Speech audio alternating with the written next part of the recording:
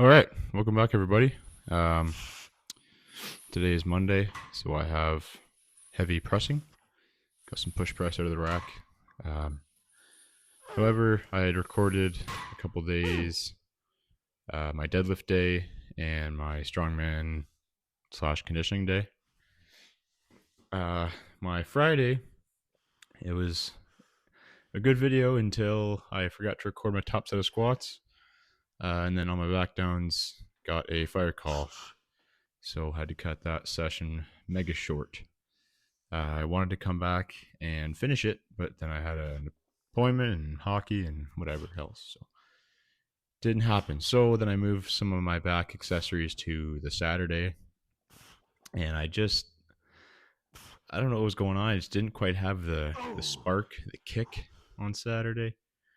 Um, so I just did some slow log Viper singles, and then tied in these trap bar kind of deadlift rows. Um, so that was enough. I don't even know how many sets I did. Wasn't sure exactly the weights. I'm pretty sure the log was 185, maybe 180. I can't remember. But yeah, the trap bar was probably one to maybe close to 200 pounds. So it was enough. Just got enough work in, and then I finished with some. Excuse me. I finished with some standing abs and I think some dumbbell rows, but I'm not sure I recorded that. So, excuse me again. Yeah, today we'll cut back to my pressing current day, where we are doing push press out of the rack. Looking for a heavy set of four. A heavy set of four is the goal. We got 210 last week for five, so looking for maybe 220, maybe more. I've got 205 loaded. Probably the last warm up. Definitely the last warm up. And then we'll see what the top weight is going to be for the day. So, yeah, let's get to it.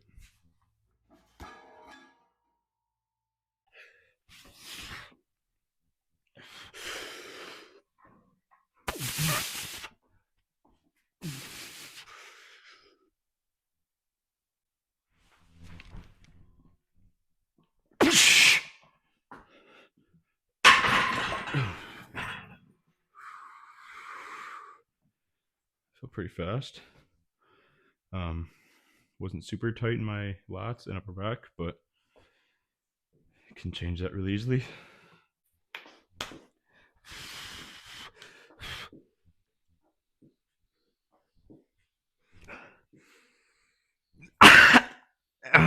Yeah!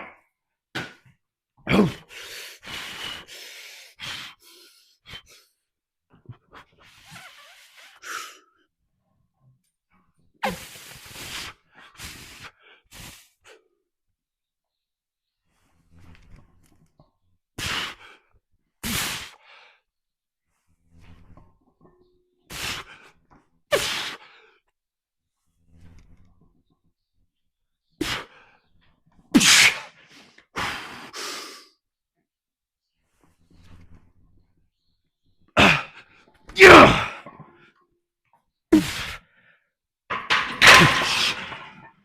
Oh. Boom. Okay, 220 for four. Felt pretty easy. Those last two, I lost out in front of me a little bit. Was trying to not move my feet at all, to not, to not do the, press and kind of do that weird mid mid lift split. Oh, wow. Whew. Mid lift split jerk. So just tried to fight it. Uh, Strength was definitely there. Like, didn't feel all that heavy. Definitely had to, think about staying tight in the lats and tighten my back to give my arm something to press. Also press. What percent is this? Just kidding. Had to think about it for sure, but definitely wasn't something where I could have done that without smelling salts and probably even a hard belt. But yeah, no variables. So jump back to 80% for probably 2 working sets, and then AMRAP. So same as last uh, training video that you guys saw of this day. So yeah, keep it clicking, ticking, jucking, jiving, shucking, and thriving. Okay, we've got 175 loaded. I'm gonna try and go sleeveless. Looking for 8 reps, ideally 2 sets. That should get 1 for sure. So yeah, here we go.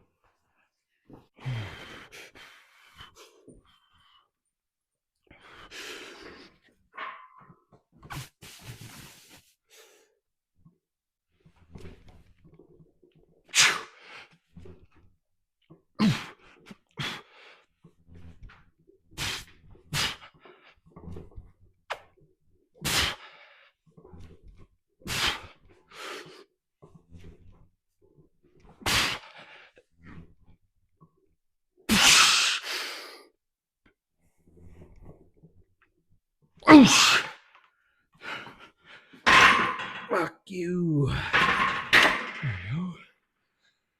Almost died. Okay. It's good. One more. One down, one more.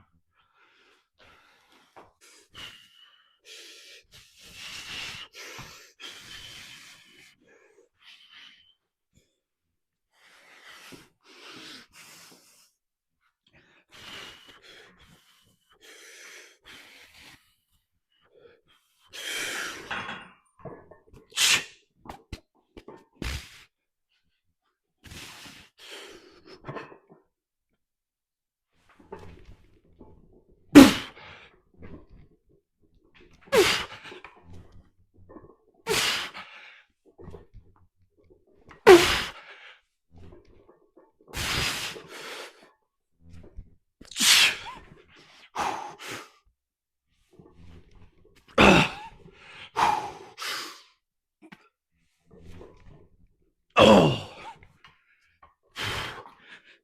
Oh, fuck.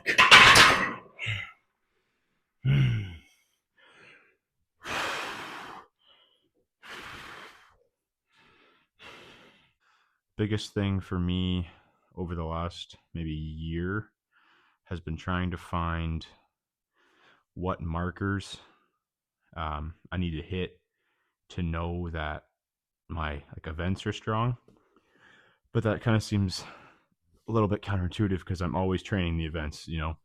Um, like obviously I listen to a lot of like Dave Tate's, you know, table talk and all his stuff. And the one thing that I always remember is he talks about having your variations, your close variations, being markers for your main lift, right? So I'm pretty sure he was something about a close grip incline, maybe, and that he knew that that was like 83% or something of his max shirted bench. So finding those markers right now is kind of what I'm looking for. But even though I'm kind of always training the event, because you know your events are always changing, right? So you got to try and stay current and stay up to date with that technique. But I don't know. Like when I put whenever I get a month to 5 weeks out from a competition, I'll start putting in floor press or like a simulated, reduced range of motion bench. And if that's moving at or above my competition press, then I know that that's pretty solid. Like I know my arms and shoulders are strong enough to move it. Oh, starting to get tired. Also realized that I put way too much volume in my programs, especially during the week when I get home late. Um, Sometimes when I write my programs, I get a little excited and I want to keep like adding, like, oh, I want to put this in and make sure I hit this, and then it comes time to do that on a Tuesday at 7 o'clock when you finally get in the gym. It's like, wow, I don't know about all these sets, so I'm gonna try and find a way like that method I use for my pressing and squats that you guys saw earlier, where you work up to a top set You do some sets of 6 to 8, and then do one AMRAP. That is, if you pick those numbers right and you have the right intensity, that could damn near be its own lift.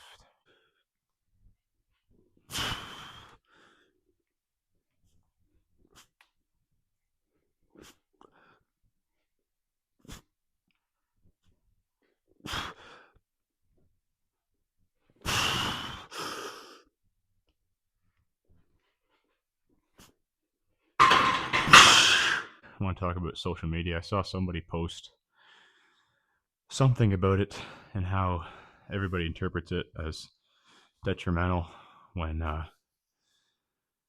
it can be looked at as motivation. And the way I look at it, especially being young, and when a lot of the things that go viral in the lifting space are young people that hit big numbers, like seeing 18 17 to 20-year-olds like my age hitting 7 8 900 1,000-pound deadlifts. It's like, well, fuck me, man. Like, what am I even doing? Why am I doing this? And then you see another video 2 months later of them, hamstrings torn off, lats tore off. It's like, well, fuck. You got your 5 seconds of fame, and then you redlined your body way too hard. So now you're 19 years old and you've had 2 surgeries already. So then, you have to think about it. And I'm glad I realized this quite early in my journey into strength is, you're not some special little snowflake. You're not the next fucking prodigy. You're not going to make money off this sport. You're not going to, you might not even break any records. Is your name going to change the game of strongman or strength? Probably not. Probably not. And that's not what I'm here for. I'm here to better myself. I'm here to push myself to the limit. I'm here to show, whether it be my family, my friends, or other people wanting to get into the sport, other people in the sport, that you can push yourself as hard as your mind will let you. Once you can turn your mind off, your body knows what to do. At nationals, I was getting ready for the last event, sandbagged your shoulder. Might put in a video of that right now, maybe, if my editing skills are good. And I had Paul Longboat. Shout out, absolutely love that guy, absolute legend. I could do a whole video talking about that guy and how awesome he is. But anywho, I was really stressed about it, and so I was talking to him a little bit. I was just like, oh fuck, man, like this bag sucks. I mean, like, this is gonna suck. I'm gonna do terrible. I don't want to finish in the place I came last year. I just want to do better. So I went and sat back down. 2 seconds later, somebody taps me on the shoulder. It's Paul, and he taps me on the head, and he goes, "You just got to turn this off. You have to turn this off because your body knows what it's gonna do. Your body knows what to do. Your body's lifted the weight, and if your mind is the thing holding you back, you're not gonna go anywhere." And so once you're able to kind of do that, you put the tunes on, you focus on just the environment, ground yourself. Don't think about what's going to happen.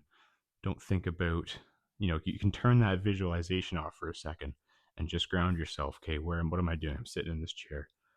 I'm getting ready to go out. Okay, I see that person's over there. I know Paul just came and tapped me on the shoulder and talked to me. Okay, boom, this is what's gonna happen. My family's up there watching me. And you go, holy fuck, this is awesome. I'm having so much fucking fun right now. This is so cool.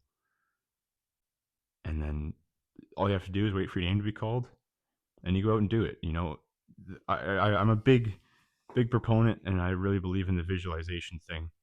I do it every day with everything. Work, the gym, hockey, yeah, everything. I drive, like, even something like driving. You're thinking, okay, where am I gonna? Maybe that's just something of thinking ahead, but trying to paint that picture in your brain of what's gonna happen, what's it gonna look like. But there has to be a time, especially if you're getting way too deep into it, where you have to be able to turn that off for a second and just take in the moment, just accept what's happening right now, because chances are, if you're anything like me, like if you're anything like a strongman, you've ran through this scenario of that lift, thousands of times. I'll run through it hundreds of times in a day. Okay, what am I going to do? I'm going to put my hands here. I'm going to put my hands here. What is it going to feel like? What is it going to feel like in the tips of my fingers? What is the back of my hand going to feel? Is it going to feel the concrete? Is it going to feel a stall mat? Is it going to feel foam? What's the temperature going to be like? Man, I'm yapping way too much. I don't even know how I started this. So this is why it's dangerous for me to get a mic. Just fucking yap. I feel like I said some weird whatever. Incline bench. Third set. What time is it? Who am I? What year is it? Go Blue Jays.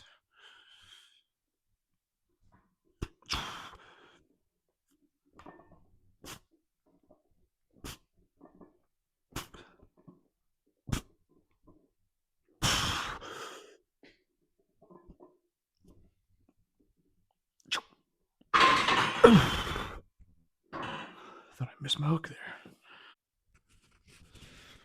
All right. Well, it's the end of my trading session today. I had a few more accessories I wanted to film. Jeez. Wanted to record, but got another fire call. False alarm. Got called off before we responded. So all good. So I finished up the session with some push-ups, pull-ups, to kind of fail, not to fail. Quick finisher. Got the chest, triceps, biceps, triceps again, and lats. So, this feels so cringy, man. I never really trained for aesthetics, looks.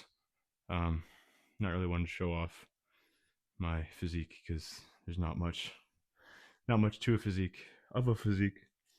Um, but yeah, they're just a little visual of what's going on in the off season. Definitely going to be implementing higher volume on my main mover and really try and hit that hard.